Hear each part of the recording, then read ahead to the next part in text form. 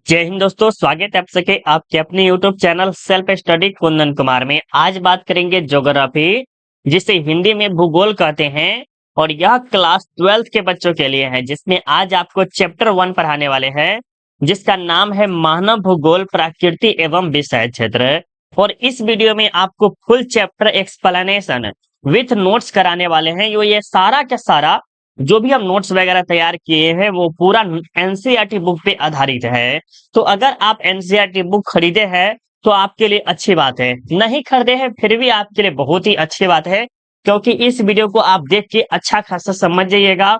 और अगर आप खरीद लिए हैं तो आप इस वीडियो को देख लीजिए, फिर एनसीईआरटी बुक को खोलिएगा और उसे दोबारा पढ़िएगा तो इतना जबरदस्त तरीका से आपको समझ में आएगा कि सर बहुत ही मजा आया। आप कमेंट करके जरूर जाइएगा। तो चलिए हम क्लास को स्टार्ट करते हैं बिना किसी देरी के। अगर आप हमारे पेड ग्रुप में ज्वाइन करना चाहते हैं तो इस नंबर पे या इस नंबर पे कॉल करके ज्वाइन कर सकते हैं। अभी आपका फीस जो है 599 है, लेकिन 599 हटा के मात्र आपको 200 रुपया में ऑल सब्जेक्ट जैसे history, geography, polity, Hindi, English, geography वगैरह जो भी आपका सब्जेक्ट है और सभी सब्जेक्ट का chapter wise note, subjective, objective सब मिलेगा A to Z। तो अगर आप ज्वाइन करना चाहते हैं तो इस नंबर पे कॉल करके ज्वाइन कर सकते हैं। 200 रुपया भी फीस है, ठीक है। अब चलते हैं हम अपना क्लास, जो हम आपको पीडीएफ बनाए हैं इतना मजेदार तरीके से, तो उसे देखिएगा तो और मजा आएगा, ठीक है। सबसे पहले आज हम क्या पढ़ रहे हैं, ज्योग्राफी। तो ज्योग्राफी के बारे में थोड़ा सा जानकारी होना चाहिए, फिर उसके आगे हम बात करेंगे जो है आपका चैप्टर का, ठीक है। तो यहाँ पर पहला पॉइंट में जो है क्या कर रहा है कि भूगोल का अर्थ है, या कह सकते हैं ज्योग्राफी का अर्थ क्या होता है, what is meaning of geography, right. तो चलिए यहाँ पर देखिए आपका दिया गया है भूगोल दो शब्दों से मिलकर बना है। पहला भूज और गोल, जिसका अर्थ होता है पृथ्वी। देखिए भूगोल में हम क्या क्या पढ़ते हैं, जैसे समुद्र हो गया, झील हो गया, वन हो गया, पहाड़ हो गया, पेड़ पौधे हो गए, इन्हीं सब के बारे में ना पढ़ते हैं। तो ये कहाँ पर है, ये कहाँ पर है, पृथ्वी पर है, पृथ्वी पर है ना। इसी सब पे हम मानव के बारे में भी पढ़ते हैं। तो ये सब के सब कहाँ आते हैं, भूगोल के अंतर्गत आते हैं। और ये उम्मीद है कि आपको याद हो गया होगा, ठीक है। दूसरा प्रश्न ये पॉइंट में आता है कभी कभी कि भूगोल के पिता कौन है, भूगोल के पिता कौन है। तो आप बोलिएगा, पूछा जाएगा आपके बोर्ड एग्जाम में कि भूगोल का सर्वप्रथम, क्या पूछा जाएगा, भूगोल का सर्वप्रथम पिता कौन है। तो आप बताइएगा एरिस्टोस्थेनीज। कौन है, एरिस्टोस्थेनीज, जो कि ये कहाँ के थे, एक ग्रीक भाषा में किए थे, ग्रीक भाषा में किया है, ठीक है। आगे चलते हैं, अगला पॉइंट ज्यादा खास कर इंपॉर्टेंट है, जो कि आपके लिए भी और आपके दैनिक जीवन के लिए भी। क्या है, आपके दैनिक जीवन के लिए। जैसे आप 12th में है, ठीक है, कहता है बाबू आप क्या क्या लिया है सब्जेक्ट, तो बोलते हैं सर, आप बोलिएगा चाचा जी हम हिंदी लिए हैं, हिस्ट्री लिए हैं, ज्योग्राफी लिए हैं, और इंग्लिश भी लिए हैं, और एक पॉलिटिकल साइंस भी लिए हैं। तो वो पूछ लेगा कि आप भूगोल का अर्थ बताओ, भूगोल क्या है, भूगोल किसे कहते हैं। तो आप बताएंगे कैसे, तो बोलिएगा भूगोल की वह शाखा या शास्त्र, भूगोल की वह शाखा या शास्त्र जिसके द्वारा पृथ्वी के ऊपरी स्वरूप और उसके प्राकृतिक विभागों जैसे पहाड़, महादेश, देश, नगर, नदी, समुद्र, झील, वन आदि का ज्ञान होता है, उसे हम क्या कहते हैं, भूगोल कहते हैं। देखिए क्या कह रहा है कि भूगोल के अंतर्गत जो ऊपरी सतह होता है, ऊपरी स्वरूप में क्या क्या आपको देखने को मिलता है, समुद्र भी देखते हैं, ऊपर ही ऊपर आता है, झील हो गया, नगर हो गया, नगर में वैसे कौन कौन है, लोग सब रहते हैं, वन हो गया, वृक्ष जो हो गया, पेड़ पौधा, उन सब में कौन आता है, भूगोल ही आता है। तो भूगोल के अंतर्गत ये सब सारे के सारे चीज आते हैं, जो कि आपको 100% याद हो गया होगा। अगर आप दोबारा अगर अच्छे से याद करते हैं तो और अच्छे से आपको याद हो जाएगा। और उससे भी अच्छा आपको ये रहेगा कि अगर आपने अगर आपने एनसीईआरटी का बुक नहीं खरीदा है तो आप हमारे साथ 200 रुपया लगा के आप हमारे साथ परचेज कर लीजिए पीडीएफ। और वहां पे आपको एनसीईआरटी का पूरा निचोड़, सब्जेक्टिव, ऑब्जेक्टिव, नोट्स वगैरह सारा चीज उसमें डाला गया है। तो अगर आप ज्वाइन करना चाहते हैं तो कॉल नंबर दिए हुए हैं या नीचे शो कर रहा होगा, ठीक है, उससे पे कॉल करके आप ज्वाइन कर सकते हैं, ठीक है। अगला पॉइंट देखिए क्या कर रहा है कि भूगोल दो भागों में बांटा गया है। किसको, भूगोल को दो भागों में बांटा गया है। जैसे आप देखते हैं मानव को जो है कितने भागों में बांटा गया है, दो भागों में, एक स्त्री और एक पुरुष। कौन है, एक हो गया स्त्री और एक हो गया पुरुष, भागों में बांटा गया है ना। तो उसी तरह से भूगोल को भी कितने भागों में बांटा गया है, दो भागों में। पहला कौन है, तो एक है भौतिक भूगोल और दूसरा कौन है, मानव भूगोल। भौतिक भूगोल में क्या क्या आ सकते हैं, जैसे झील हो गया, पर्यावरण हो गया, जो मानव द्वारा निर्मित नहीं हो, एक तरह से कह सकते हैं, क्या कह सकते हैं, मानव द्वारा निर्मित नहीं हो। मानव भूगोल में क्या हो सकता है, जो मानव द्वारा निर्मित हो, एक तरह से हम यह कह सकते हैं, या कह सकते हैं इसमें जीव जंतु से नहीं हो, मतलब पेड़ पौधे भी नहीं हो, अलग अलग प्रकार की चीज हो, वो मानव भूगोल में आते हैं। और भौतिक भूगोल में पेड़ पौधा, पर्वत वगैरह, पठार, ये सब के सब आपके आते हैं भौतिक भूगोल में। ठीक है, अब आगे चलते हैं। यहाँ पर अगला पॉइंट में कह रहा है कि भौतिक भूगोल क्या है। ये आपके बोर्ड एग्जाम में ये भी पूछा गया है कि भूगोल को कितने भागों में बांटा गया है। तो अब बोलिएगा दो भागों में, कितना, दो। कौन कौन, भौतिक भूगोल और मानव भूगोल। तो आगे का पॉइंट में कह रहा है कि भौतिक भूगोल क्या है, भौतिक भूगोल क्या है। तो आप बोलिएगा कि भूगोल की वह शाखा जिसमें भौतिक भूगोल का अध्ययन किया जाता है। जैसे भौतिक भूगोल में क्या क्या होता है, पेड़ पौधे, इसे हम कह सकते हैं, उसे हम भौतिक पर्यावरण कहते हैं या भौतिक भूगोल कहते हैं। जैसे पर्वत, पठार, मैदान, जंगली जीव जंतु, प्राकृतिक वनस्पति, वायुमंडल तथा महासागर आदि सम्मिलित हैं। मतलब किसमें, भौतिक भूगोल में। भौतिक भूगोल में अगर आपसे पूछे कि क्या क्या शामिल है, तो आप बोलिएगा सर पर्वत हम देखते हैं, पर्वत होगा, पठार होगा, जंगली जीव जंतु होगा, जो कि कह सकते हैं छिपकली हो गया, फलना चिन्ना, मेढक वगैरह, सब ये तभी मान सकते हैं, छोटा मोटा है। और मान सकते हैं प्राकृतिक वनस्पति, मतलब पेड़ पौधा, वायुमंडल में जो जो होते हैं, महासागर, ये सब किसके अंतर्गत आते हैं, तो ये आते हैं भौतिक भूगोल के अंतर्गत। समझ गए ना, बिल्कुल, ये भी आपको समझ में आ गया होगा। हम उन्हीं सब के बारे में अध्ययन करते एक तरह से कह सकते हैं। आगे के पॉइंट में कह रहा है कि मानव भूगोल क्या है। तो मानव भूगोल में देखिए, भूगोल की वह धरातल जिसमें मानव जनित भूदृश्य का अध्ययन किया जाता है, उसे हम मानव भूगोल कहते हैं। जैसे अधिवास, कृषि, उद्योग, व्यापार, जनसंख्या, सड़क मार्ग, रेल मार्ग आदि, ये सब सम्मिलित है। जैसे आप समझे क्या कहना चाहता है। ये प्रश्न थोड़ा सा डिफिकल्ट लग रहा होगा आपको, लेकिन हम इसे इजी बना देंगे। क्या कर रहा है, इजी बना देंगे। देखिए क्या कह रहा है, मानव भूगोल। तो मानव भूगोल की वह धरातल जिसमें मानव जनित मतलब कि जो व्यक्ति है या जो जनता है, वो भूदृश्य जो हम देख लेते हैं, देखते हैं, उसका हम अध्ययन करते हैं। जैसे हम देखते हैं अधिवास, घर वगैरह जो है हम देख लेते हैं। कृषि, इसका हम कृषि वगैरह करते हैं। उद्योग तो आजकल बहुत ही ज्यादा ट्रेंड में आ रहा है, व्यापार भी आप कर ले सकते हैं। जनसंख्या जो बढ़ रहा है धीरे धीरे, सड़क मार्ग, रेल मार्ग आदि, ये सब किसमें है, मानव भूगोल में संबंधित है। जिसमें पर्यावरण का कोई योगदान न हो, क्या है, नहीं योगदान एक तरह से कर सकते हैं, प्राकृतिक एक तरह से नहीं कर सकते हैं। राइट, चलिए आगे ये प्रश्न थोड़ा सा हम बोले हुए थे कि आपको जरूरी है, तो है VBI है, क्योंकि ये पूछा गया है बोर्ड एग्जाम में कई बार। क्या है, ये बोर्ड एग्जाम में आपकी कई बार पूछा गया है। चलिए यहाँ पर देखते हैं अगला पॉइंट में क्या है कि मानव भूगोल, ह्यूमन ज्योग्राफी, क्या है, ह्यूमन ज्योग्राफी। यहाँ पर क्या किया गया है, मानव भूगोल प्राकृतिक जगत तथा मानवीय जगत के मध्य स्थापित परिवर्तनशील संबंधों का अध्ययन करता है। साथ ही इसमें मानवीय क्रियाकलापों के स्थानिक वितरण तथा उनके घटित होने से विश्व के विभिन्न भागों में उत्पन्न सामाजिक व आर्थिक विभिन्नताओं का अध्ययन भी किया जाता है।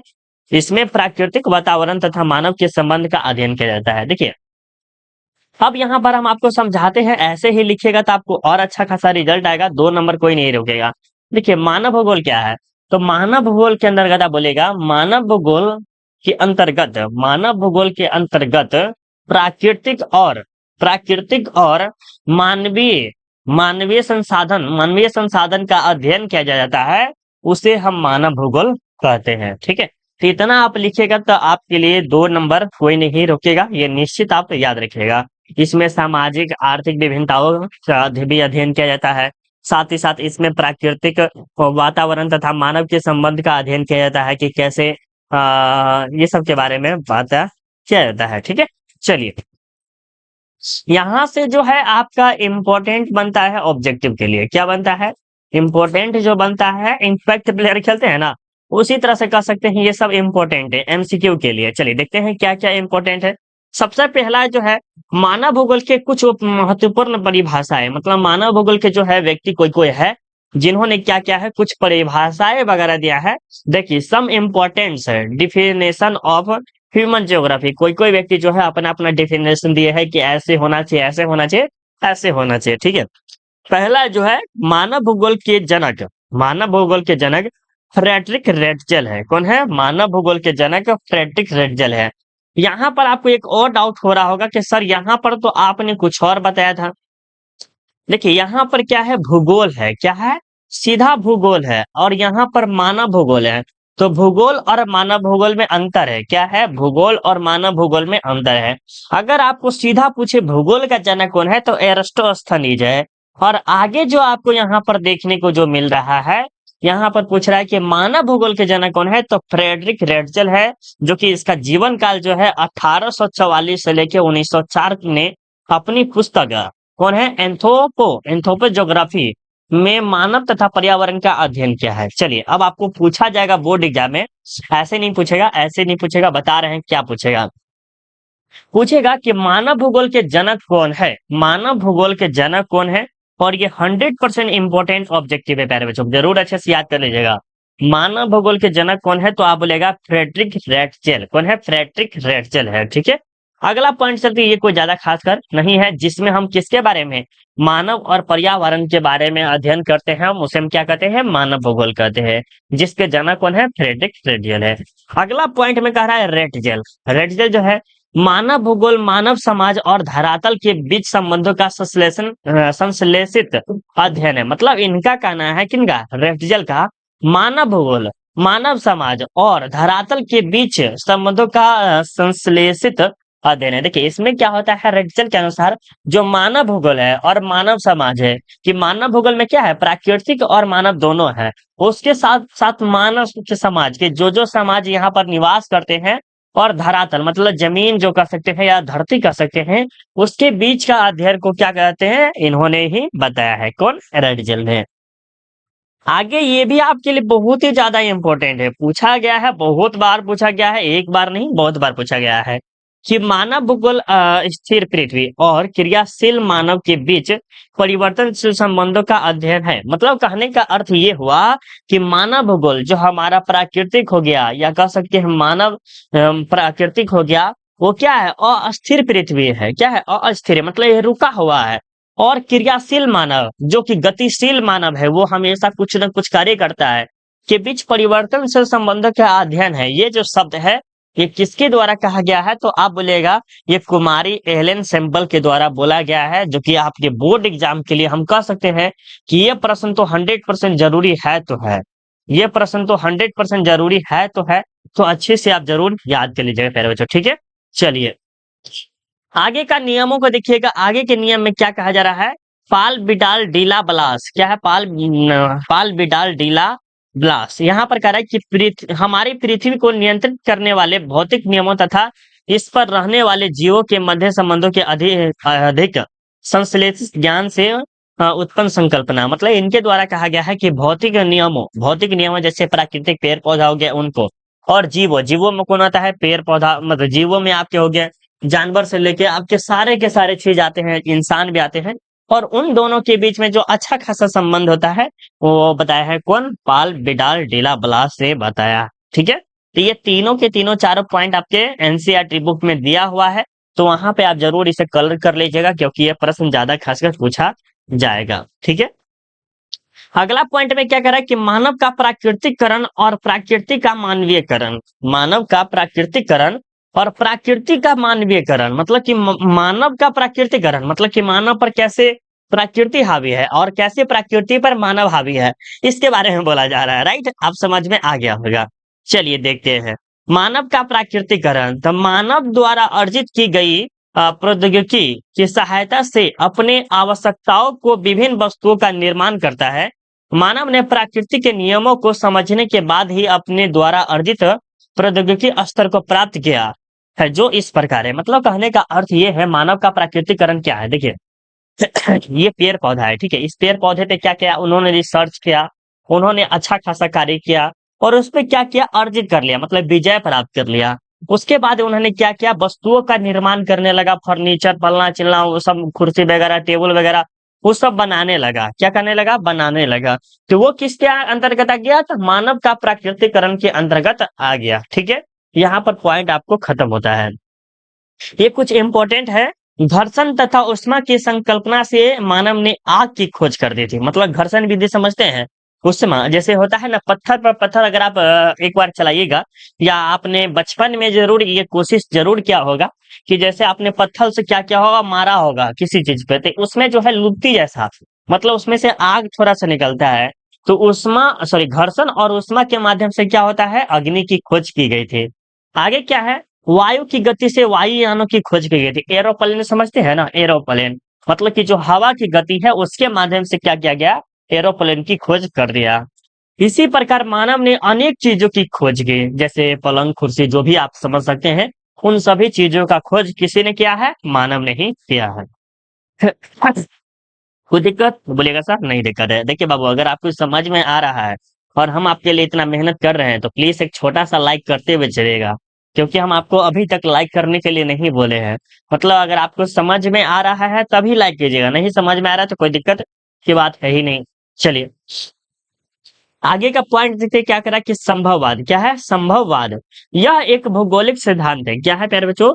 यह एक भौगोलिक सिद्धांत है जिसके अनुसार मनुष्य के सारे काम पर्यावरण पर निर्भर है। इसका प्रयोग सबसे पहले जर्मन भूगोलवेताओं ने किया था। इसके परावर्तक रेडजल है। देखिए ये बोर्ड एग्जाम में बहुत बार पूछता है कि संभववाद के जनक कौन है, संभववाद के जनक कौन है। ये सब आपको सिद्धांत तो नहीं पूछेगा, लेकिन आपको ये जरूर पूछेगा कि संभववाद के जनक कौन है या परावर्तक कौन है। मतलब परावर्तक कौन है तो आप बोलेगा रेड जेल है। कौन है ये जरूर 100% आप याद रख लीजिएगा बाबू, अगर आप याद रखना चाहते हैं तो। ये भी आया है तो एक बार फिर से हम पढ़ते हैं यहाँ पर क्या कहना चाहता है और क्या नहीं। ठीक है, यह एक भौगोलिक सिद्धांत है जिसके अनुसार मनुष्य के सारे काम, मतलब मनुष्य जैसे हम सब जैसे का काम जो है किस पे काम निर्भर होता है, पर्यावरण पर निर्भर है। इसका प्रयोग सबसे पहले जो है जर्मन भूगोलवेता ने किया था और इसके परावर्तक जो कौन है, रेडजल है। VVI है, जरूर आप इसे याद कर लीजिएगा। संभववाद में क्या है, वो सारे के सारे मानव का कार्य किस पे निर्भर है, पर्यावरण पर निर्भर है। ठीक है, अगला पॉइंट देखते हैं। अगला पॉइंट में क्या है, प्राकृतिक का मानवीयकरण। प्राकृतिक का मानवीयकरण, प्राकृतिक का मानवीयकरण। देखिए समय के साथ साथ मानव ने पर्यावरण तथा प्राकृतिक बलों को भली भांति समझने लगा।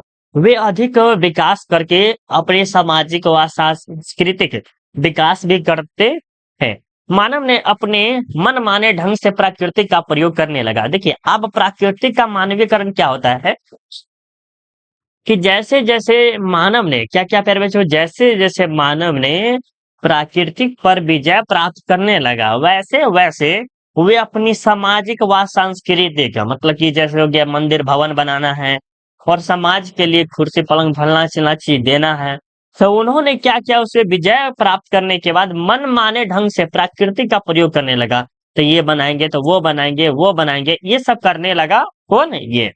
ठीक है, जिसमें आपको आता है निश्चयवाद। अब नव निश्चयवाद या रुको और जाओ निश्चयवाद के बारे में इन्होंने ही बताया है, इन्हीं में आया है। ठीक है, निश्चयवाद अब नव निश्चयवाद, जैसे रुको और जाओ मतलब कि इतना भी मत काटो कि आने वाले जनरेशन को ना मिल जाए, और इतना बचाओ भी मत कि आप विनाश के कारण, बचाओ ज्यादा लेकिन काटो कम। तो इसमें ज्यादा खासकर ये बताया गया है कि नव निश्चयवाद में रुको और जाओ नहीं, कहता है कि थोड़ा सा काटो फिर आगे जाओ, या तो थोड़ा सा कदम चलो फिर आगे जाओ। रुको, पहले थोड़ा सा सुस्ता लो फिर उसके बाद चलो, उसका गति कुछ और रहता है। ये इसी में कहा गया है। राइट, आगे चलते हैं। मानव भूगोल की नवीन विचारधाराएं। मानव भूगोल की नवीन विचारधाराएं, न्यू कॉन्सेप्ट कह सकते हैं, मतलब नया जो है वो बता सकते हैं। यहाँ पर जो है कल्याण परक भूगोल। क्या है? कल्याण परक भूगोल। मानव भूगोल का यह एक ऐसा उपागम है जो मानवीय समाज में मिलने वाली असमानताओं तथा मानवीय कल्याण के विभिन्न पक्षों के अध्ययन पर बल देता है। क्या करता है? बल देता है। मानव भूगोल का यह एक ऐसा उपागम है जो मानवीय समाज में मिलने वाली असमानताओं तथा मानवीय कल्याणों के विभिन्न पक्षों पर अध्ययन देता है। राइट, आगे चलते हैं। मानवतावादी भूगोल क्या है? मानवता मतलब अलग होगा। मानवतावादी भूगोल सामाजिक आर्थिक जीवन के समसामयिक घटनाओं तथा स्थानीय सामाजिक संगठन के अध्ययन को वरीयता प्रदान करता है। क्या करता है? वरीयता प्रदान करता है। एक बार दो बार आप अगर पढ़िएगा तो आपके लिए और अच्छा रहेगा प्यारे बच्चों, ये हम जरूर कहेंगे। राइट, अगर आप नोट्स नहीं बना रहे तो बनाइए, नहीं बना रहे तो आप हमारे साथ खरीद लीजिए, उससे आपको ज्यादा अच्छा रहेगा। अमूलवादी विचारधारा। अमूलवादी विचारधारा क्या है? इसमें मानव की विचारधारा समस्याओं जैसे गरीबी, भूखमरी, बीमारियां, जाति भेद, रंग भेद आदि का अध्ययन किया जाता है। किसमें? अमूलवादी विचारधारा में। राइट, की बीमारी वगैरह क्या हो गया, छुआछूत ज्यादा खासकर देखने को मिलता है, काले गोरे के बारे में, तो ये सब होता है अमूलवादी विचारधारा में, इसमें अध्ययन किया जाता है। व्यवहारवादी आपको सुनने से ही लग रहा होगा कि किस तरह के जाति, खास जाति हो गया, बिहेवियर हो गया कि इनका कैसा रिलीजन है, कैसे जाति से आते हैं, ये सब आपको आते हैं व्यवहारवादी विचारधारा में। तो इस विचारधारा में जातीयता, प्रजाति, धर्म आदि पर आधारित सामाजिक वर्गों के आधार पर अध्ययन किया जाता है। ठीक है। आगे के पॉइंट देखिए, आगे में यहाँ पर कहा जा रहा है कि मानवतावादी, अमूलवादी और व्यवहारवादी विचारधारा का उदय 1970 के दशक में हुआ। दशक मतलब क्या होता है, 1970 का दशक मतलब कि 1970 से लेके 1979 तक रहता है। कब तक रहता है, मतलब 80 से पहले तक के। ठीक है, 10 साल तक चलता है। किसका, मानवतावादी कि किस तरह से ह्यूमैनिटी होना चाहिए, अमूलवादी जो कि रंग भेद ये सब नहीं होना चाहिए, व्यवहारवादी कि आपका जो है बिहेवियर कैसा है, राइट। तो ये सब जो शुरू हुआ है कब से, 1970 के बाद हुआ है। आगे का पॉइंट में क्या कहा जा रहा है कि मानव भूगोल समय के गलियारों से या मानव का विकास, राइट। तो समय के साथ साथ मानव भूगोल के उपागम में परिवर्तन आता गया, जो मानव भूगोल के परिवर्तनशील प्राकृतिक का घातक यहाँ पर हो सकता, घातक नहीं, घातक घातक है। मानव भूगोल का विकास सन 1950 के दशक में प्रारंभ हुआ। देखिए, मानव भूगोल का जो विकास होने लगा धीरे धीरे, वो 1950 के दशक के बाद ही होना स्टार्ट हुआ। इसमें कोई खास नहीं था ज्यादा खासकर। इसमें जो है थोड़ा सा ये है सामाजिक भूगोल में क्या क्या आता है, और ये इसमें देखिए सामाजिक भूगोल और सॉरी मानव भूगोल के क्षेत्र और उपक्षेत्र ये है। तो सामाजिक भूगोल में क्या आते हैं, व्यवहारवादी भूगोल होते हैं, समाज कल्याण का भूगोल होता है, अवकाश का भूगोल होता है, सांस्कृतिक भूगोल होता है, लिंग भूगोल होता है, ऐतिहासिक भूगोल, चिकित्सा भूगोल। ये आपके बोर्ड एग्जाम में सब्जेक्टिव में 5 नंबर में पूछा गया है, कभी कभी 2 नंबर में भी पूछता है कि मानव भूगोल के उपक्षेत्र कौन कौन से है, मानव भूगोल के उपक्षेत्र कौन कौन से हैं, तो आपको कम से कम 3 बताना होता है, या ज्यादा से ज्यादा 5 पूछेगा। तो आप सबसे पहले व्यवहारवादी भूगोल याद रखिएगा, दूसरा जो है चिकित्सा भूगोल याद रखिएगा, तीसरा जो है लिंग भूगोल, और चौथा जो है आप सांस्कृतिक भूगोल याद रख सकते हैं, और पांचवा जो है ऐतिहासिक भूगोल। इससे आपके बोर्ड एग्जाम के लिए बहुत ही ज्यादा इंपॉर्टेंट है, इसीलिए हम आपके एनसीईआरटी जो बुक है वहां से हम कट करके आपको दे रहे हैं। ठीक है। वही बात करें सामाजिक विज्ञानों के सहयोगी अनुशासकों में अंतर पृष्ठ, तो सामाजिक विज्ञान, मनोविज्ञान, कल्याण अर्थशास्त्र, ये कोई खास नहीं है मानते, लेकिन प्यारे बच्चों हम आपको बोल रहे हैं बार बार, नहीं विश्वास हो तो 2-3 साल का सॉरी क्वेश्चन बैंक उठाइए, और ये प्रश्न नहीं पूछा होगा तो कहिएगा सर झूठ बोल रहे हैं।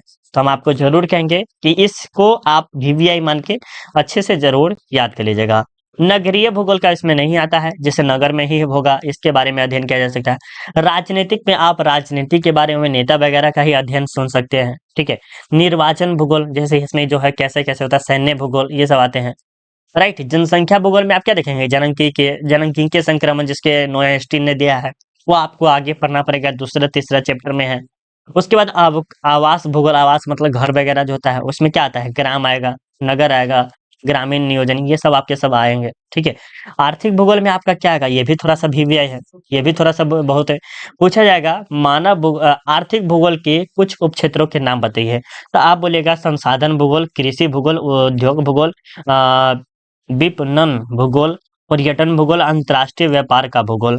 ये भी आपके लिए 100% एमवीवीआई पैरा, जो 2 हम इसमें मानते हैं बहुत ही ज्यादा इंपॉर्टेंट है, और बहुत बार पूछा भी गया है। पूछा जाएगा कि आर्थिक भूगोल के बारे में बताए, आर्थिक भूगोल के उपक्षेत्र बताए, और एक और यहाँ पर पूछेगा कि सामाजिक भूगोल नहीं, मानव भूगोल के उपक्षेत्र बताए, तो इसमें मानव भूगोल के ज्यादा खास करिए 6 गो है, ये 6-7 गो है, और इसमें एक और है आर्थिक भूगोल में, ये जो थोड़ा सा है ये बहुत ही इंपॉर्टेंट है, जरूर इसे भी आप याद कर लीजिएगा। ठीक है। अगला वीडियो जो आपको आएगा वो आएगा सब्जेक्टिव का, सब्जेक्टिव आप पढ़ लीजिएगा तो उसके बाद और डाउट आपका क्लियर खत्म हो जाएगा। फिर उसके बाद हम ऑब्जेक्टिव कराएंगे, जैसे आप एमसीक्यू कहते हैं उसे कर लीजिएगा तो आपका चैप्टर पूरी तरह से स्वस्थ हो जाएगा, मतलब कि आपका पूरा का पूरा समझ में आ जाएगा, राइट।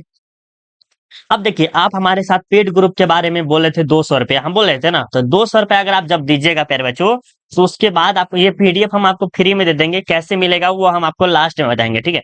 200 रुपया अगर आप देते हैं तो आपको चैप्टर वाइज एक्सप्लेनेशन नोट्स देंगे सबसे पहले, उसके बाद सब्जेक्टिव, जैसे आज चैप्टर 1 पढ़ा दिए उसके बाद सब्जेक्टिव ऑब्जेक्टिव देंगे, लास्ट में जब एग्जाम लास्ट पड़ता है तो उस समय हम 300 ऑब्जेक्टिव देते हैं, जिसमें से आपके बोर्ड एग्जाम में 35 100% आना है तो आना है, ठीक है। सब्जेक्टिव की बात करें तो 100 से 150 देते हैं, जिसमें आपके बोर्ड एग्जाम में लड़ना है तो लड़ना है। Previous year model paper, online test, official model paper जो कि बिहार बोर्ड का आता है। और ये जो मॉडल पेपर है बहुत ही खास रहता है, मॉडल पेपर मिलता है या तो क्रैश कोर्स, दो ही चीज हम देते हैं उसमें। लास्ट में स्पेशल टिप्स वगैरह देते हैं। तो प्लीज अगर आप पेड ग्रुप ज्वाइन करना चाहते हैं तो इस नंबर पे या इस नंबर पे कॉल करके अभी ज्वाइन कर लीजिए, ठीक है। अब चलिए हम आपको पीडीएफ बता देते हैं कैसे आपको मिलेगा। ये पीडीएफ हम आपको सिर्फ फ्री में दे देते हैं, राइट। सबसे पहले आप गूगल ओपन कर लीजिएगा, ठीक है। उसके बाद आप यहाँ पर सर्च कीजिएगा सेल्फ स्टडी। क्या कीजिएगा? Self study. क्या कीजिएगा? पहले तो थोड़ा सा आपको देखना पड़ेगा। Self study, self study, KUNDAN, Kundan Kumar, right. क्या सर्च कीजिएगा? Self study Kundan Kumar. और उसके आगे लिखेगा ज्योग्राफी। क्या लिखेगा? ज्योग्राफी। ज्योग्राफी लिख दिए। और उसके आगे लिखेगा चैप्टर 1। क्या लिखेगा? Chapter 1। Chapter 1 class 12, class chapter 1 notes. इतना लिख दीजिएगा। उसके बाद आगे बढ़िएगा प्यारे बच्चों। तो यहाँ पर आपको दिखेगा, सबसे नीचे नहीं होगा कहीं, हम दिखा देते हैं। यहाँ पर आपको चैप्टर 1, यहाँ पर देख रहे हैं, यहाँ पर चैप्टर 1 दिख रहा है। इसी पे क्लिक कीजिएगा। पहले वाला जो आएगा उसी पे क्लिक कीजिएगा। नहीं इसमें है, इसमें नहीं है बाबू, हम दे देते हैं आपको, कैसे भी हम आपको बता देते हैं। उसका जो होता है ना, छिप जाता है, राइट। और नहीं होगा तो वीडियो के डिस्क्रिप्शन में हम लिंक दे देंगे, वहां से आप पढ़ लीजिएगा, ठीक है। चलिए अभी के लिए बाय बाय, जय हिंद जय भारत। कैसा लगा वीडियो स्पेशली जरूर कमेंट करके बताइएगा। और अगला वीडियो में आपको सब्जेक्टिव अच्छे तरह से क्लियर कर देंगे, ठीक है। बाय बाय, जय हिंद जय भारत।